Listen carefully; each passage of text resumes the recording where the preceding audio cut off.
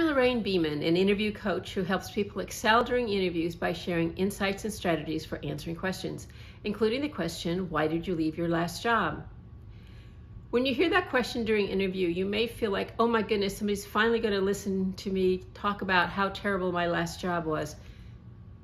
Please don't do that, because that is not really what the interviewer wants to know. What the interviewer wants to know is, are the reasons you left your last job going to be duplicated in this job so that they're going to have to go through this whole process again in 6 months? So to prepare your answer, don't think so much about what you're leaving, but what you're going to. Because you're probably looking at this job because it is very different than the job you left. It may have better management, better opportunities, a better culture, better anything that attracts you to this job. So let's form your answer by emphasizing what you're moving towards. So when you're asked, why did you leave your last job?